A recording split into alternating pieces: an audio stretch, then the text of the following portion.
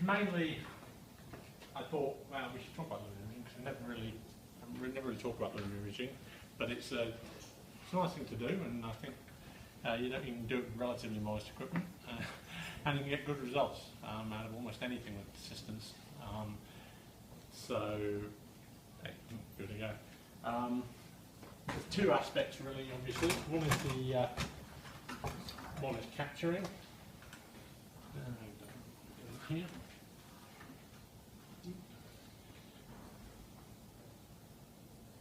There's the capture aspect and then there's the processing aspect. So the capture aspect, there's a limited amount I can actually do here when you're demoing or anything, the capturing aspect. I can talk through the basic equipment I'm using and what kind of things suitable, and answer any questions anyone's got about what they've got and how you use it. So I have got, I've got a fairly old slideshow about planetary imaging, which is essentially exactly the same. The moon is just a big planet. The difference is mostly in processing and some of the detail they capture, but in the end, using the same equipment as you'd use to capture images of Jupiter or whatever. What I'm going to talk about is what I say high-resolution moon imaging. So not taking a picture of the whole moon with the sky around it. That's a different process altogether, really. This is taking a picture of the surface of the moon. So usually an area with some interesting features, some craters, etc.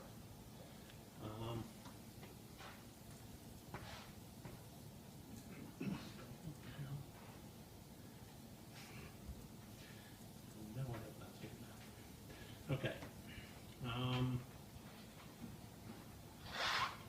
Do that.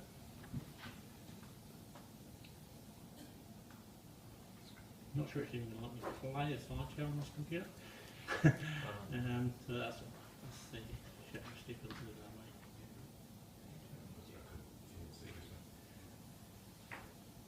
There we go. Okay, that's something, isn't it? Okay, so there's a few slides in here that would be useful rather than it being this talk. So, well, we'll talk about the process. How do you deal with taking images? What do you do? So I don't know if anyone here has been doing some lunar imaging, failing with it or succeeding with it, or hasn't tried it and would like to have a go. What are you basically doing? You're taking a video, effectively, or a long sequence of frames, which generally is in the form of a video. It could actually be a long sequence of images. They're exactly the same thing. You're taking that video and you're processing it using software that does what's usually called stacking. Some people call it lucky imaging. Essentially, your video is analysed and it finds all the best frames, throws away all the rubbish, and it's amazing how many good frames there are in a video that when you watch it, looks all flickery and blurry. You take out all the rubbish and you're left with some pretty good images. You then effectively average all that out. So average is an oversimplistic term. It is a mathematical average of all the frames, and at the end comes the best frame possible out of the frames you took, the best sort of combined image. What it means is your blurry, shaky video of the moon that you can get through your telescope turns into a beautiful, crisp image of the area you're looking at. So a little talk here about the process. So essentially, the program I'm using is called AutoStackEt. Another program is called Registax, which is a little older. We then take that image and we do some sharpening mostly on it, using a process called wavelets, which I'll talk about a little bit when we get to it, which allows you to emphasize different sizes of detail in the image. So you can bring out the detail of the craters without bringing out all the noise that's there as finer details. One of the alternatives to doing stacking and sharpening is have a huge stabilized telescope, go to space, whatever. Active imaging through correcting telescopes can do amazing things, but we don't have millions of dollars, we only have hundreds of dollars. Can you lend me a telescope to read that? Yeah, but this is more of an aid memoir to me, but this PowerPoint presentation is available. I can upload it again to Facebook, the Facebook group for anyone who wants to have a look at it, because it's very useful for planetary imaging, which if you've got the equipment for lunar imaging, you may as well use Jupiter as well, because there's opportunity there. So that's the basic theory, is you take a video, turn it into a good image, sharpen it.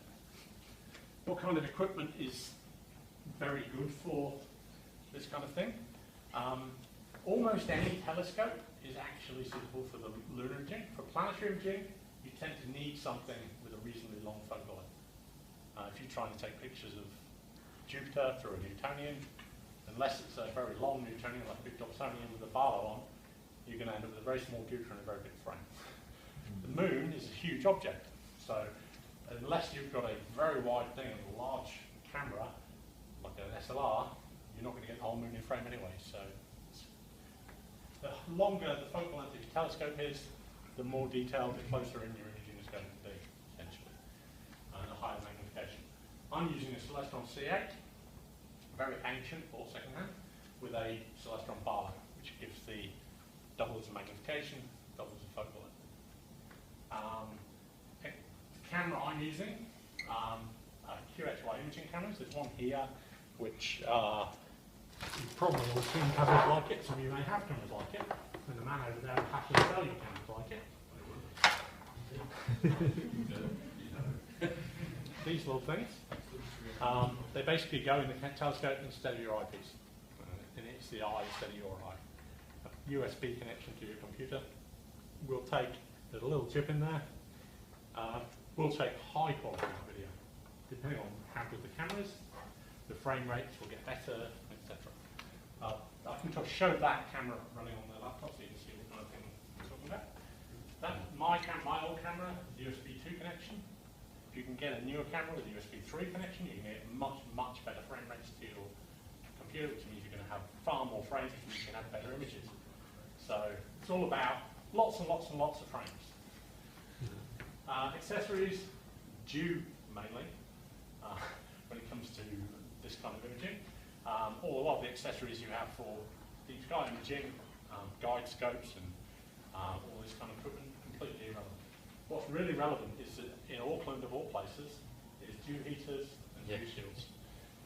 Dew shield at the end of your telescope stops it from falling on the glass. Dew heaters stop the mirrors dewing up. You all sit there at night and you get the worst time of year and it's 10 minutes. You open your telescope up, camera on, 10 minutes later, it's all misted over if you don't care. So dew heater critical, very cheaply available online, dew heating setups. And I'm sure if anyone's got any questions about that, people can come up with some recommendations. Focuser, some kind of focuser is really helpful. If you can focus it by hand, but obviously if you ever tried to focus by hand on your telescope while you're looking through a high magnification eyepiece, or while you're on some kind of camera, you touch the telescope, wobble, wobble, wobble, image wobbles, start to focus. Again, the focusing is less complex than it would be for deep imaging. You haven't got to get temperature compensating focusers because you're not focusing over hours on the same object. Computer, any PC, hopefully a Windows PC makes life easier because it'll administer the software that way. People do it with Macs if you've got the right conversion things going on. If you can have an SSD hard drive in your computer, again, you'll help yourself a lot because it will save those frames coming off the camera far faster. You'll save all the frames off the camera. It's losing frames, it can't keep up the capture, etc. I have my telescope mount, which is mine's a Scarlett 326, but most telescope mounts computer controlled now. If you can do that, it helps. If you've got just the handset, you can still function quite happily.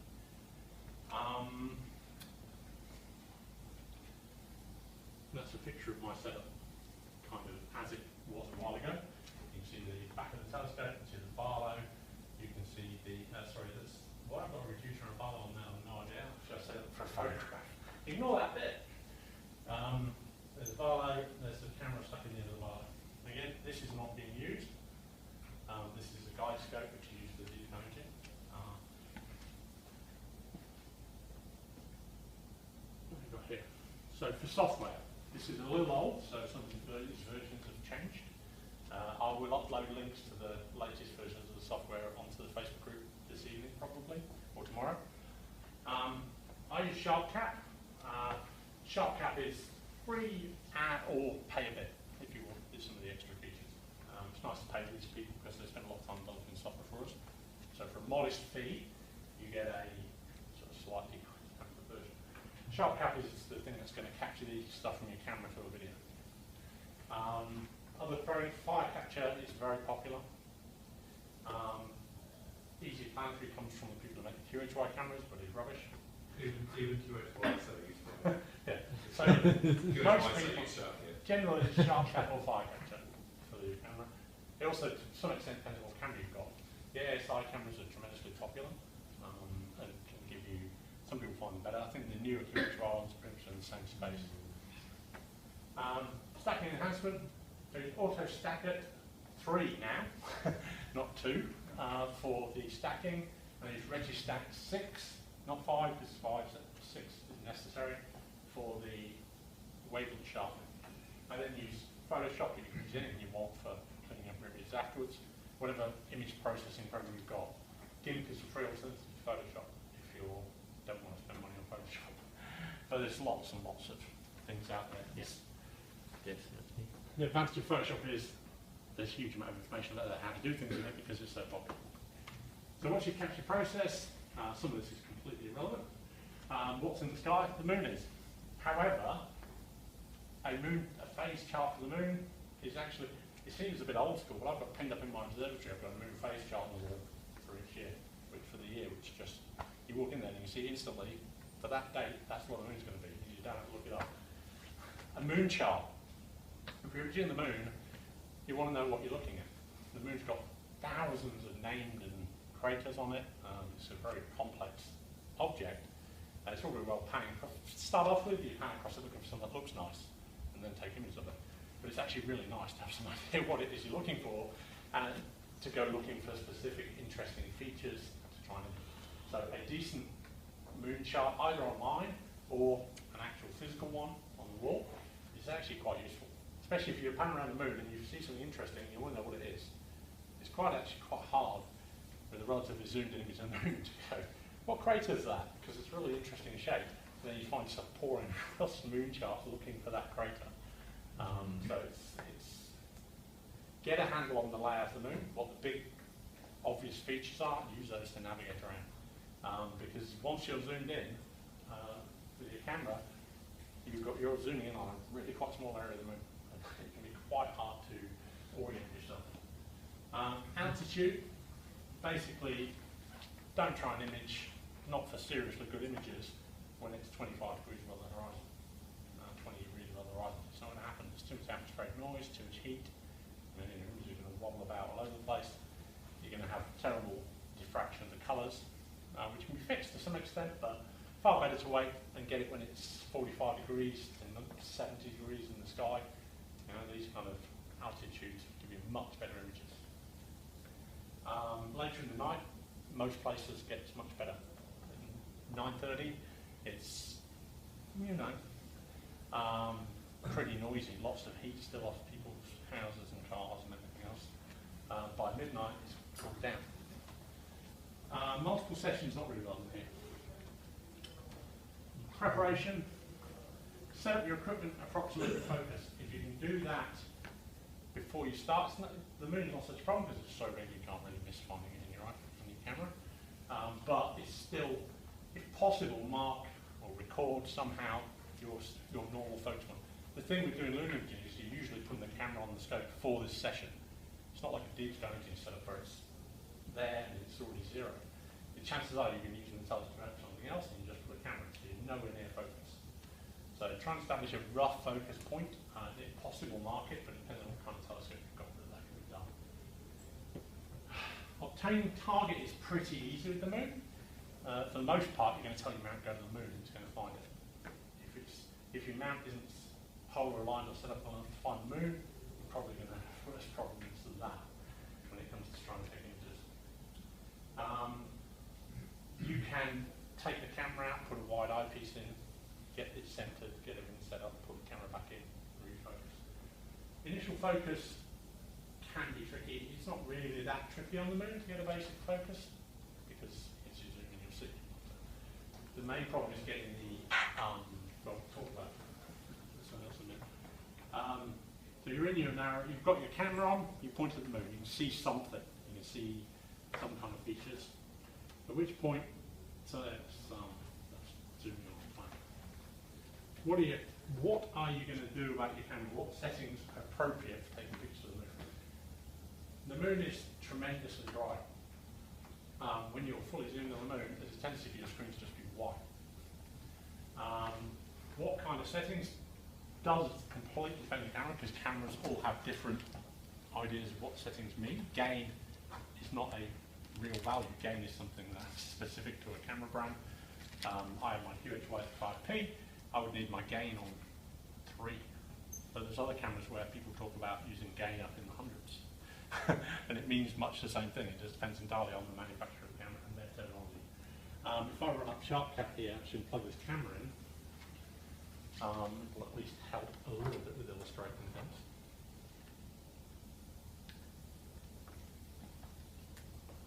So we won't have anything much to take pictures of, obviously. Let's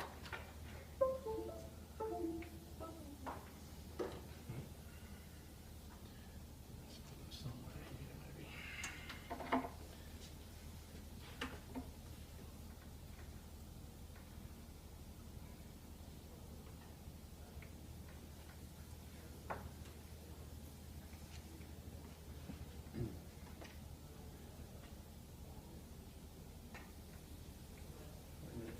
For SharpCat to start. Over there, haven't I? There we go.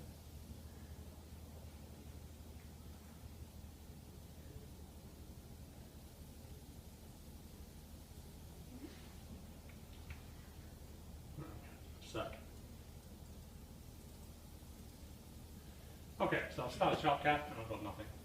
I go here and I say, if your camera's been installed properly, we should find, here we go, here's the camera. So I click this and SharpCat is going to go, I'm moving the camera. You can see it. Obviously there's nothing to see because it's got no lens on or no camera, no telescope attached to it, but you can see the camera's imaging. Over at the right hand side here you'll see all the settings for what's going with the camera. If you're using a QHY camera, some of these things may wildly vary with other manufacturers. There's something called color space. This is to do with the format you're going to save your images in. RAW 8 is a really good basis. It doesn't bother trying to turn the image on your color camera into a proper color video. It just dumps it off the disk and lets the other software sort it out. So smaller images, smaller files, quicker save. For the moon, you're usually going to be capturing the whole camera. But you don't have to. You can, if I go in here and say I want to capture a smaller area, it's going to go like that, and you're going to see over here which part of the camera you're capturing. So you can select a smaller and smaller and go right into a small area if you're really interested in capturing a small feature of the moon. Very relevant for things like Jupiter. You'll capture a very small area of the camera. For the moon, I would generally expect to capture the whole thing. AVI file output always. Now this is where we get the exposure and gain. The combination of these two is what defines how bright the image is. If I go down here, 0.3 milliseconds, you can't get anything at all. I go out here, and you just blow the thing out completely.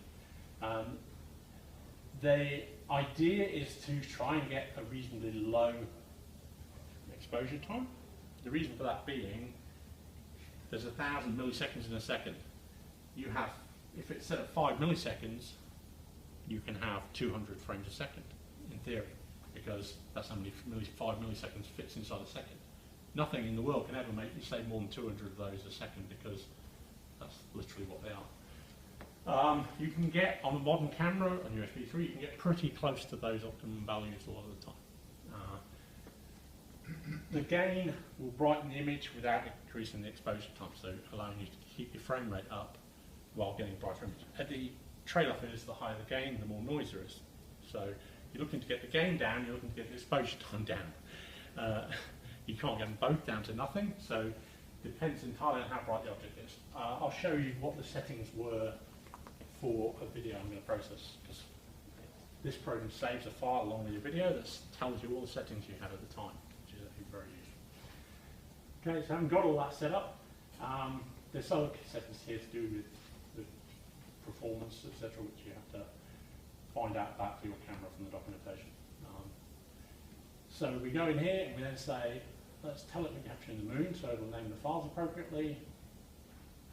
And we'll say, let's start capture, and we'll say, I want, this is just a time thing, so I want 1 minute of images, and I'm going to, now before I start capturing, you see at the bottom here, it's currently doing 135 frames a second, which is actually pretty nice for a full frame capture.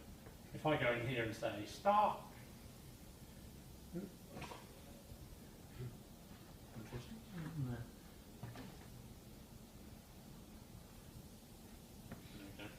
Did it do it?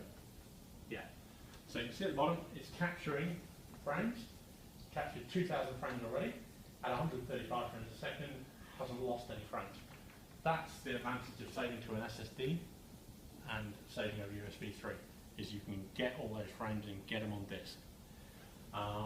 So in this case, it looks like for a 2-minute video, which might be typical, you would get somewhere in the region of 12,000 frames, which is quite a respectable number. The moon, there's an advantage of imaging the moon over planets, is that you can take much longer videos if you want. You can take a 10-minute video. The moon isn't changing noticeably over time, whereas Jupiter is rotating. 10 minutes would just result in a smear. The moon is not a factor. The limiting factor on your capture times on the moon is how accurately you're tracking the moon. If you can keep your image perfectly steady in the frame, you can capture as long as you like. But what you'll find is, the moon's sitting here, I'll show you the video, the moon's sitting here and it's moving. And you've then got to use your controller to try and keep it centered for as long as possible. If you've got a controller with the left, right, up, down buttons, or you've got your computer with the left, right, up, down buttons, you've got to be pretty used to doing that whenever you use your telescope. So it's a bit of an art. The trick is just try not to lose. Every time it goes further out, the bit that's not in all the frames becomes essentially useless. So the bit you're going to be able to get out the other end of the process is the bit that's in almost all the frames. So if the frames are moving around, the outer bits are being lost effectively from the stack. So if we drop out of there, that's SharkCat.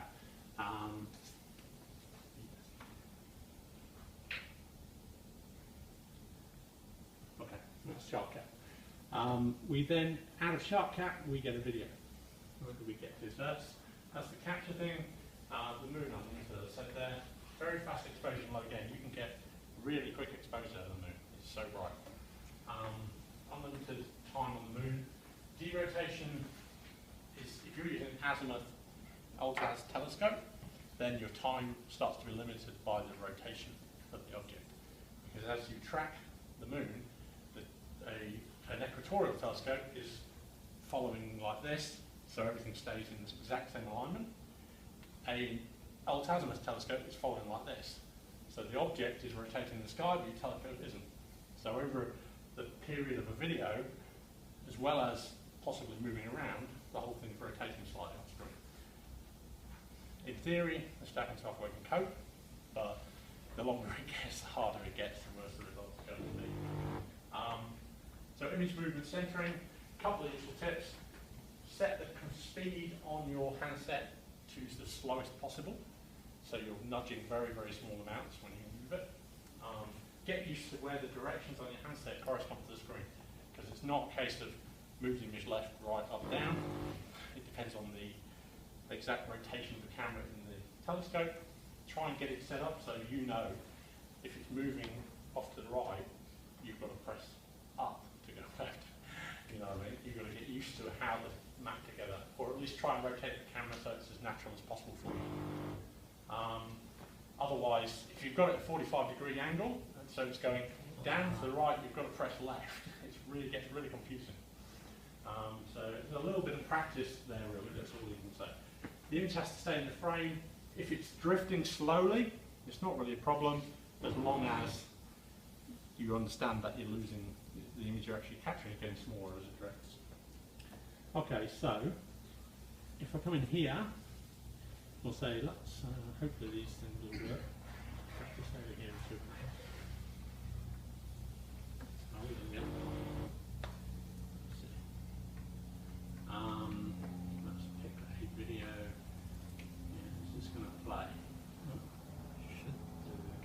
appears to be on the other screen, isn't it? Drag it over.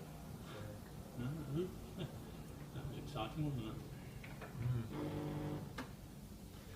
Yay. So, this is a moving video. It's actually, you can see from a moving point of view, it's not bad. From a quality image point of view, it's not great. I'll explain why in a minute. That's why I include this one as an example of what not to do a little bit. There's several videos here, so hopefully they're all sensible. Just trying to get this. Trying to see what I'm doing on the screen here. Okay. This one, while it doesn't actually look particularly good, it's actually a better video than the last one. It's one of the more famous craters. Anyone tell me what crater it is? Thank you. Copernicus, which is probably the most recognisable in many ways, and really nice to get an image. You get a really great image of Copernicus, it just is fantastic.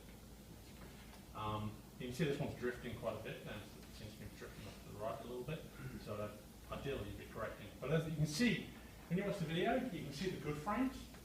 It's look very, very blurry, and then suddenly you'll see it looking sharp. What your stacking process is doing is finding all those good frames and putting them all together and ignoring all the blurry frames. Okay, so again, so what's problems with this video? I would say we're possibly blowing out there. Some of these areas look a little bright. So I should have done something in SharpCap, and I will go back to SharpCap now, because I think the most important thing is I forgot to talk about altogether. Double click. Maybe it's Or just the last escape. one, maybe I have to do it. Maybe You can it's just this do one. escape button as well. This one here is actually the best video I've got here. There's a lot of, because there's craters across the whole thing, you're seeing the wobble. This is sky, this is air noise, this is the atmosphere causing the wobbling. But that really is not a major factor. Your stacking software is going to cope with that if it's stable. But you notice there's not really very many bad frames, everything's quite clear and stable. What I like about this image is, it looks, you can't quite see on here because the screen does, nothing's blowing out, there's no flared out highlights or dropped out black bits. The trick there, let's get out of here.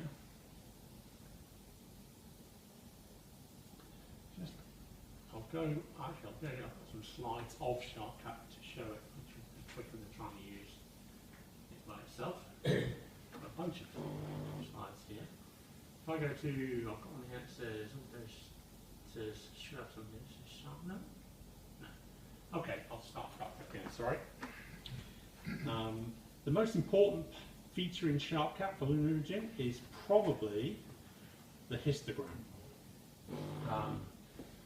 In fact, whatever imaging you're doing with a video camera, one of the most important features is the histogram. The histogram will show you a graph of the capture of the image, all three channels, red, green, blue, how bright they are, where the brightness is, and most importantly, whether you're clipping the edges. If any of those lines on the histogram go off the side before they get back to zero, then that means you're losing imaging.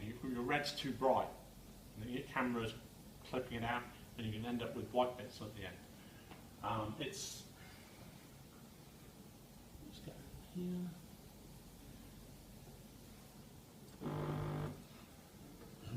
So if I go to here, say camera.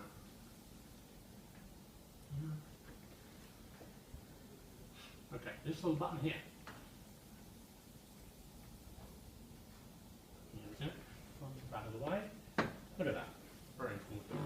So you can see a blue, a red, and a green. The white, I guess, is the average to the whole image. The most important ones are these.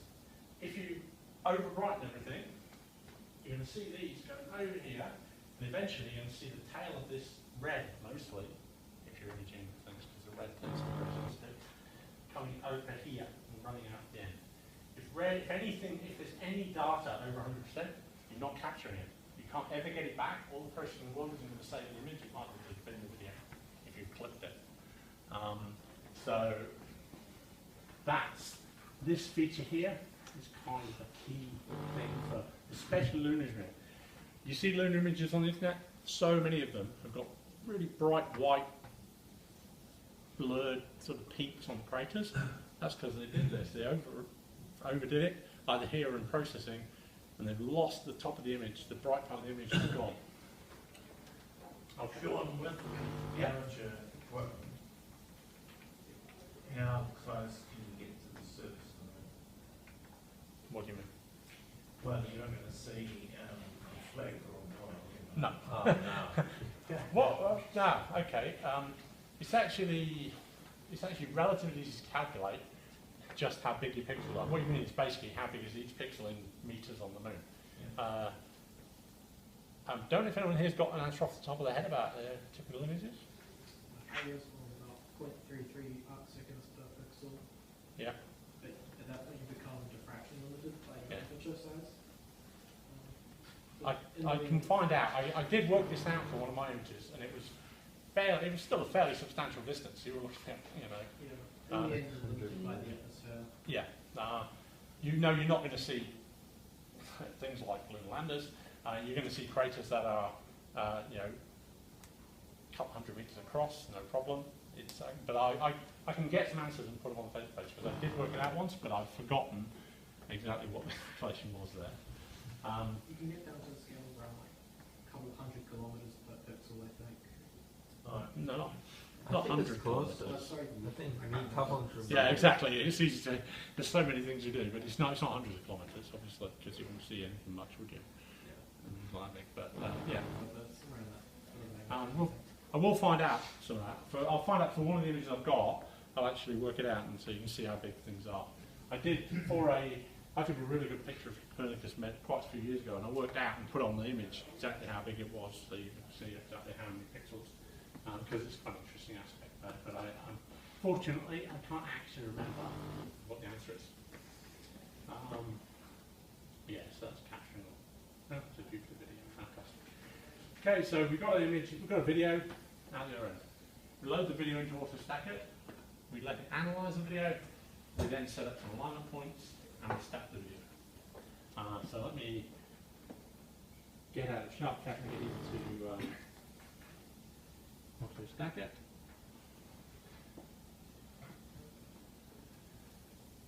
Okay, so.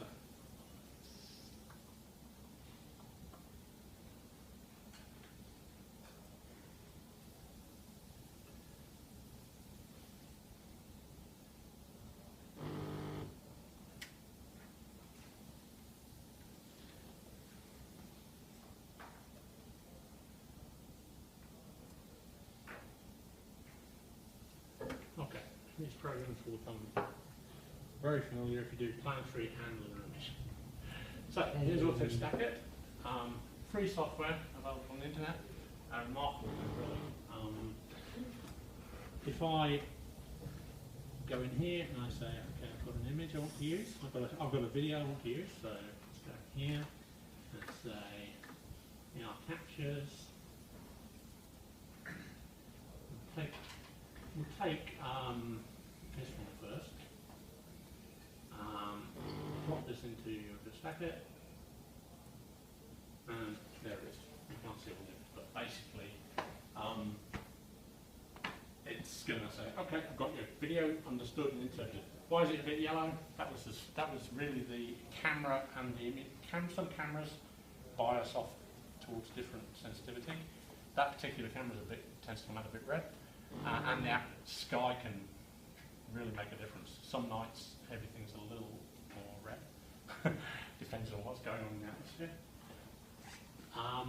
So we've got an image here, and what we want to do is, first thing is set to surface, because you're imaging a surface rather than a planet, so it's going to analyse the whole image rather than one object. We've got expand and cropped. The idea is expand should try to, if your image is moving around, it will give you everything you've got, including the crappy bits at the edge where there's less frames involved. I find that's not really advisable for moon images unless you're really good, unless your videos are really good and don't move much. You end up with an image where all the outside edges are broken up and rubbish. Cropped will only output the bit that's on all the frames that are being stacked. So if you do that, so you actually get only the stuff that's got the full range of frames stacked into it, so you don't end up with a bag around the outside. There's a few options about here, but they're really relevant to talk about the settings here. Apart from the fact you should have that left as local on Atlas. If I do an analysis on that, it'll take a couple of minutes because for some of these, because the video is quite large. So this one's too bad. It's going to go. What it's doing is it's going through all the frames, trying to identify the ones that it thinks are the best quality. And it's pretty good at it. There occasionally you get a video that you just can't get the software to make any sense of, but are usually indicative of a pretty bad video most of you found anyway. Most of it's pretty smart. It's got an image stabilization anchor for surface. The idea is to click on the most obvious feature on your area, so it helps it align the frames. So it's going through a few phases here. And you can see in the little list what it's doing. It keeps you up to date, so it's fairly good.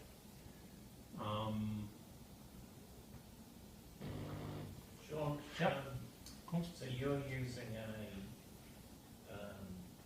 specific camera for a telescope.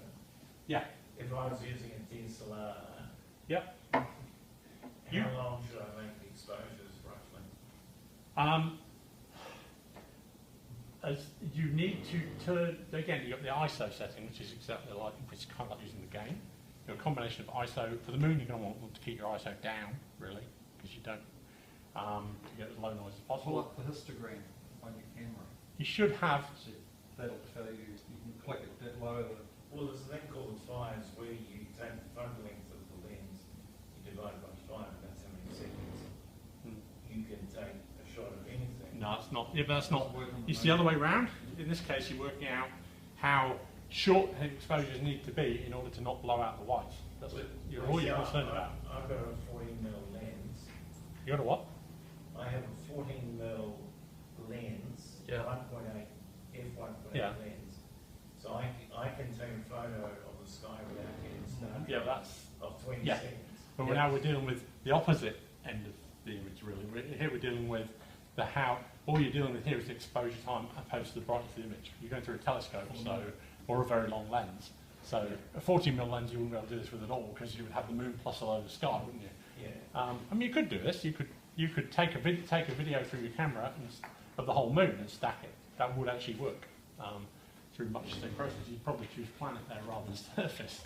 I'll try the 14mm lens and you end up with this little white dot. The moon's pretty small through a 14mm lens, so you generally. But the tracking side of it, which is, as you say, for wide field images is the key, is not a factor here at all. So the other, what matters about your exposure time is on a DSLR is how short you need to make exposure in order to not be too bright. And the only way to do that is to either look at the histogram the camera may present, or to take images and have a look at yourself and keep bringing it down until you find the right exposure. And that's because the moon is so bright. The moon is so bright. Yeah. The problem is getting it down from being white, not the other way around. It's better to underexpose slightly than overexpose.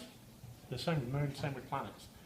Generally, you want to underexpose rather than overexpose. I know we were looking at Jupiter, and I know Liam and me have both found the same, is that not letting any of your colours in the histogram get above 70-ish is a good idea, 70%-ish, because that way you guarantee you're not clipping anything.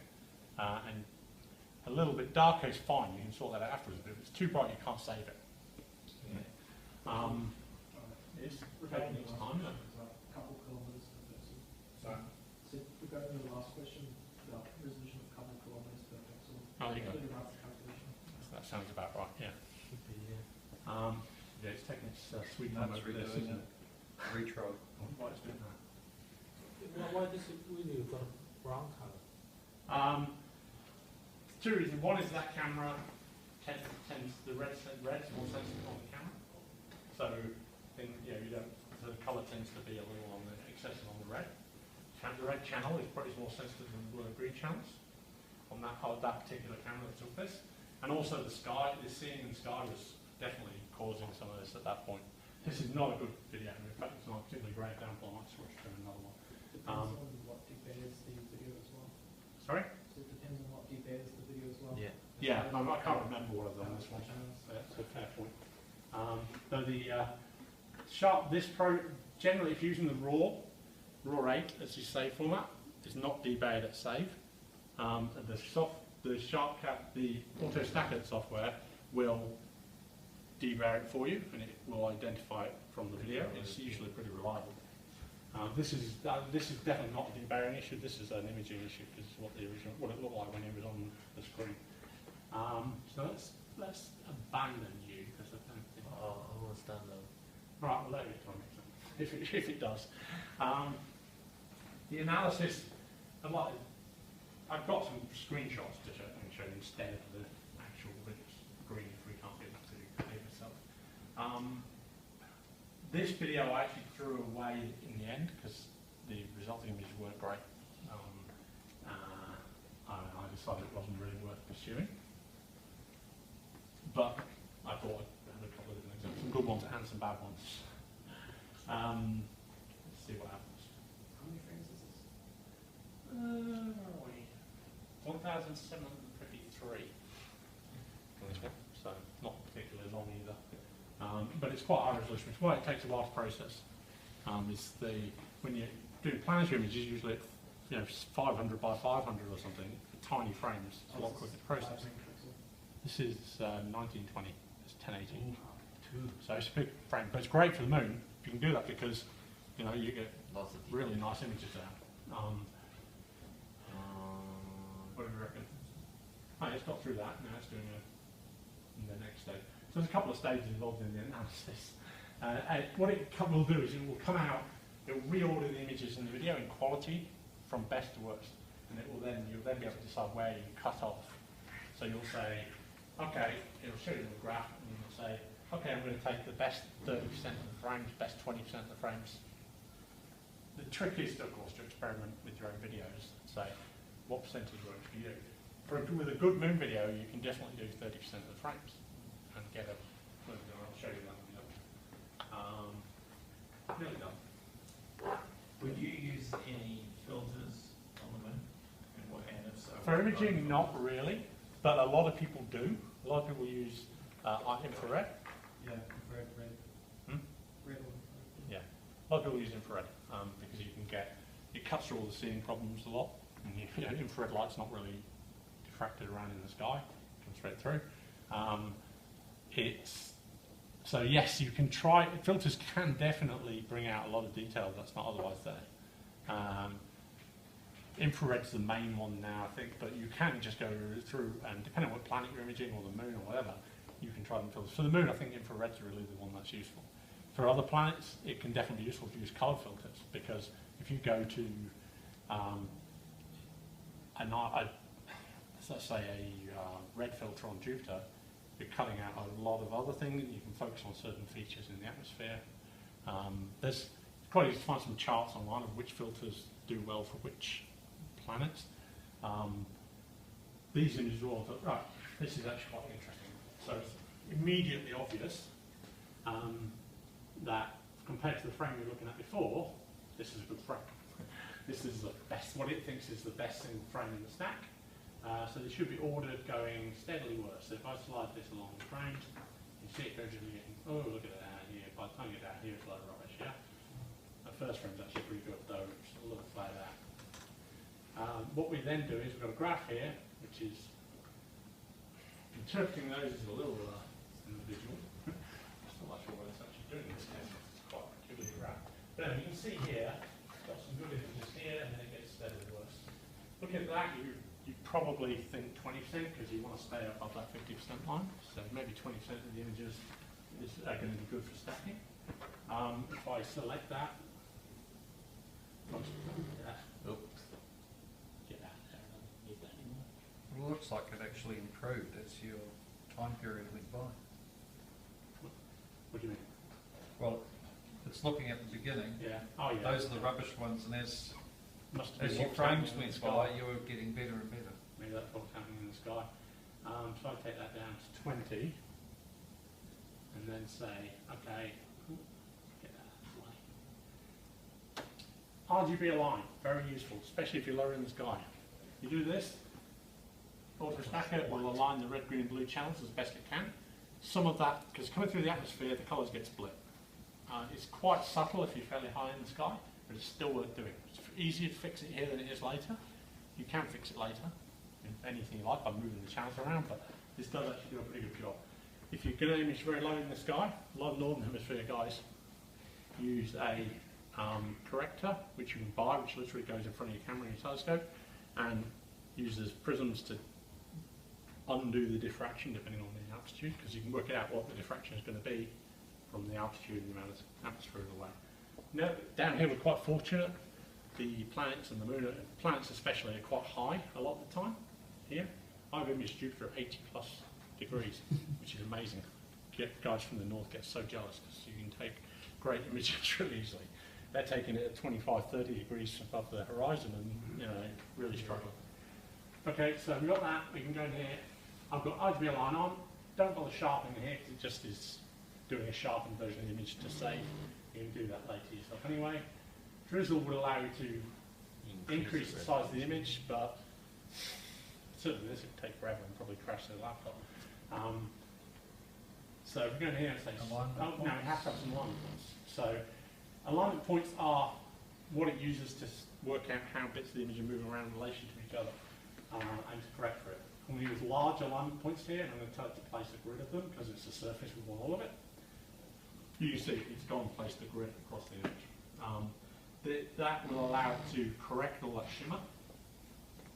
We can then say stack, and it's going to go off and start stacking. It won't actually, I don't think it'll take very long to stack. But I can show you what the results of that's going to be anyway. If I go in here, when it's finished stacking the videos, it's going to place in a folder based on how long, what percentage of images you took. So I did some earlier with 30%, and we've got some preview those. Yeah, there you go. That's actually a TIFF of that image from earlier. So if I open that, it's going to open Photoshop. Huh? Oh no, it's pretty quick. So it's stacking in the background, which might slow it down. But I might just abort that stack because we don't need to see it finish, given where we've got the same image already stacked. So the output of that will be what we're going to see in Photoshop in a second. We've got a TIFF there. It outputs a 16-bit TIFF, which is nice to start your processing with. A minute to start Photoshop up. Doesn't help on my battery, I think it slows everything down as well. Yeah. Should have brought the power adapter. So I'll put the camera away as well.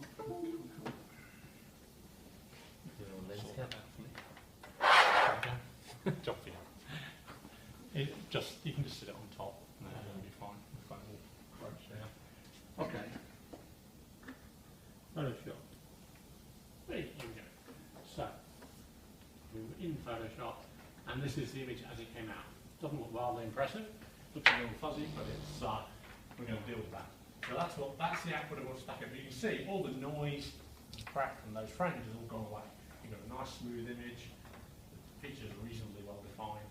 It's a little lacking in sharpness, which is where our wavelength's going to come in.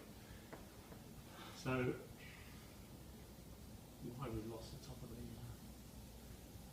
Okay, so let's minimize that. Let's dump auto stacker altogether.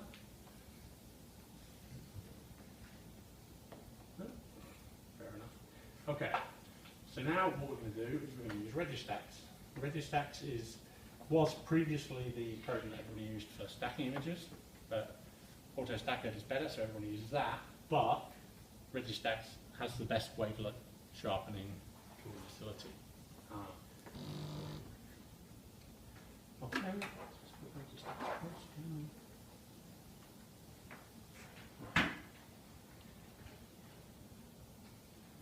Yeah, this is Registax. We take one of those images from here, we take the same image we've just been looking at. We're rapidly running out of time here, aren't we? Really? That's right. But I'll more quickly have a look at this one before we load up the good one. I'll say, yes, just that. I'll say, show full image. It's coming. Okay, step. There's a whole lot. Okay, so what this program is going to allow you to do is, you can see what the sliders are left here. There's several of them. Each, as you go down this list of sliders, it's going to enhance, sharpen detail at a different resolution. So the first one is going to enhance very small changes across very small areas. By the time you get down to here, you're enhancing changes over very large areas. So if you use slider 6, you're going to enhance the differences across very large features. So if I go in here and slider 6,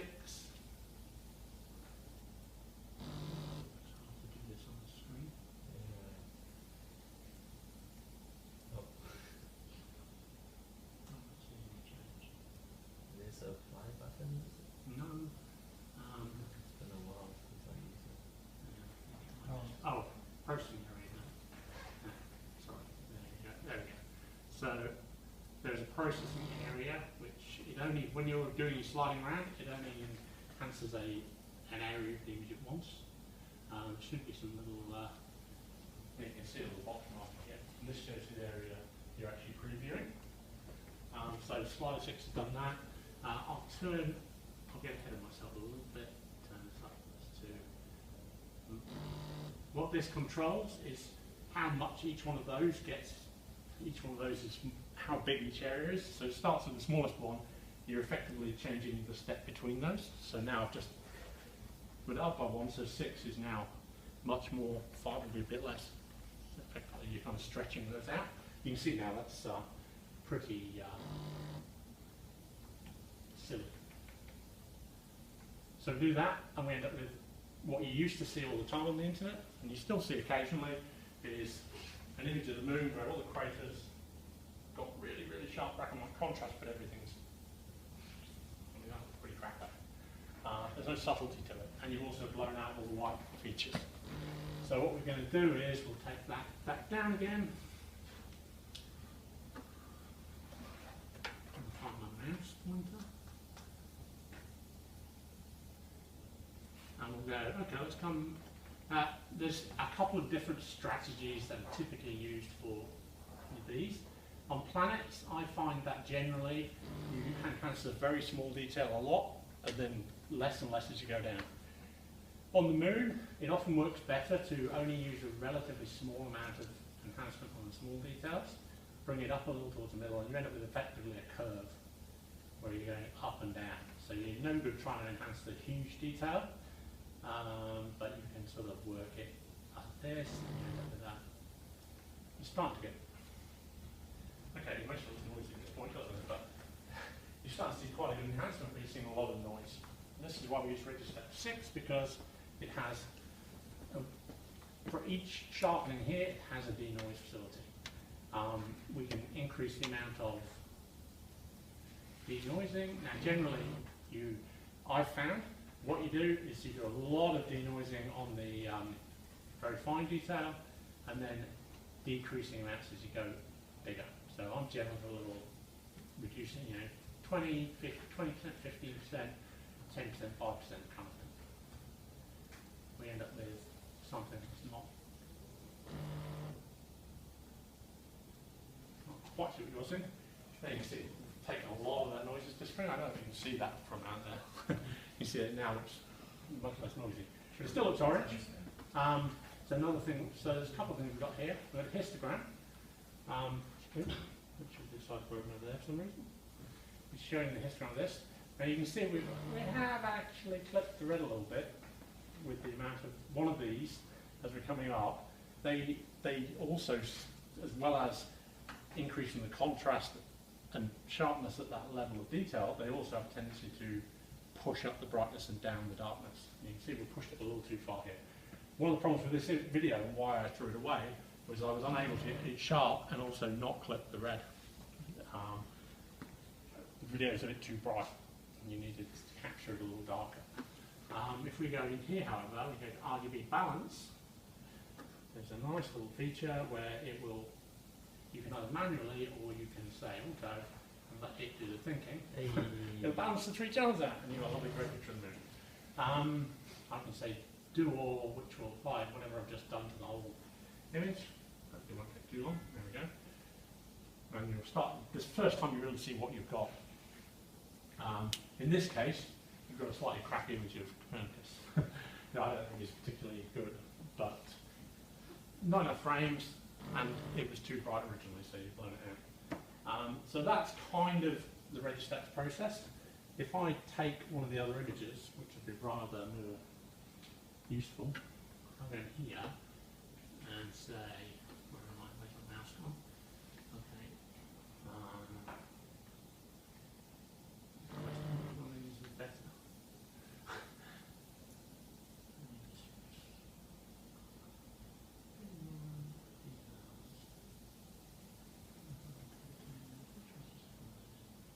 Okay, so let's try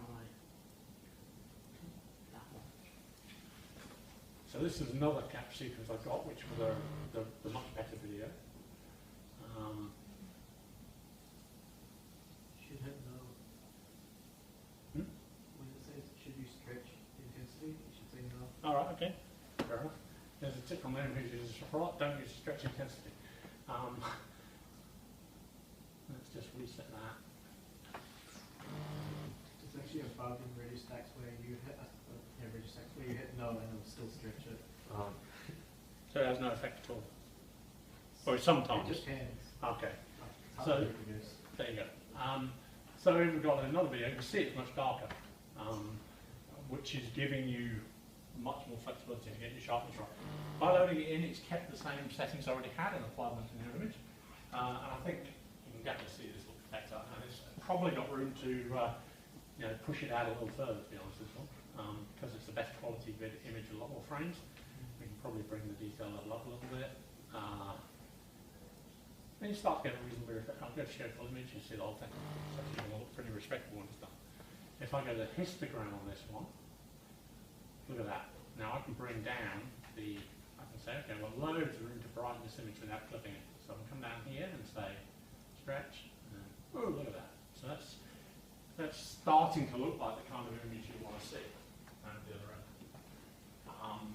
We can come in here and I can say do all, and we'll see that. Oops. Definitely mouse trouble today. If I hit do all, that's going to apply that across the entire image.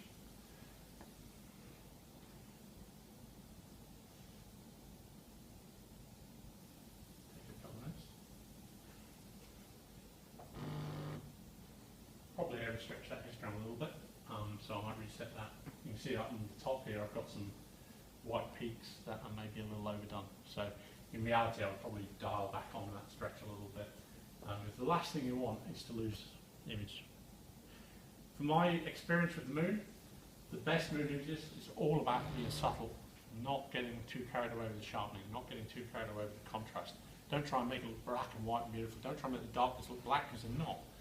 You know, keep it stable, keep it subtle, and all that surface detail will come out. Because the peaks and troughs are interesting, but what's really interesting on the images is what's going on in all these areas. There's usually, I'm standing here and there's so much going on. There's channels and details that you never see on the original, but it captures. Bring them out here and you can see so much going on in terms of fine detail that is practically impossible to see otherwise.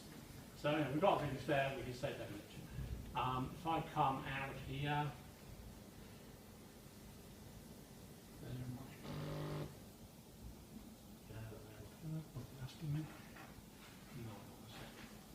Okay, so I'll go back here and I'll go back to my talk. Actually, that thing. I actually saved an output. So I saved .jpg. I saved a TIFF, which I went to Photoshop. I'm kind of run out of time. It's 8 o'clock, so some people are probably going to go to the practical astronomy. So I won't go through the Photoshop process unless you wants me to. Have a look at Photoshop or not? No. No? Okay. Photoshop process is pretty well understood by most people who use it. You essentially using Photoshop to get the levels completely right, do a bit of noise reduction if you've still got some noise, do a bit of careful sharpening using the sharpening tools there, and get it just finished off. The main thing to do in Photoshop is that TIFF has got a coloured line around the outside edge from all the stacking. Go into Photoshop and crop that out. Crop out the rubbish around the edge, clean up any noise, bring out the details a little bit. If it's a planetary image, you're mostly using Photoshop to sort the colours out, because you've got a pretty good idea what Jupiter looks like, and you want to make adjustments to your image to match. The final resulting image of that app earlier today was that, which I think I'll be very happy with that as a result of that video. The video wasn't bad, but you can see that, you know, really, as far as sharpness goes, this around here is quite exceptionally sharp. And you've got low noise. So that's roughly what I've got. That's the process. So I don't know if that's any help to anybody. But if anyone's got questions or been struggling with their own equipment, ask about it, or come on the Facebook group, ask about it. We can, if anyone wants to bring videos along, their own videos along, we can see whether we can figure out a process a good image, because people often do struggle quietly along the background. They get their own videos, they can never get a decent image out. So, you know, bring it along, bring your laptop with your videos along here, and we can try going through a process with them. Sure. Yep. If people don't want to start up for Photoshop, and Yep. even those of us do, or leaves of work, Yeah. You can get something like Aurora. GIMP. Aurora. But GIMP is very popular because it's almost as powerful as Photoshop. The only difference is a lot of the free downloadable or purchasable sets of extra tools and plugins for Photoshop, you probably haven't got in there. But yeah, any image processing that can handle the 16-bit TIFFs that are coming out, which you need to be able to do, is going to be good. And then you convert them to 8-bit and save them as JPEGs for actual viewing, of course. Okay. Well, thanks guys for coming. Thank you.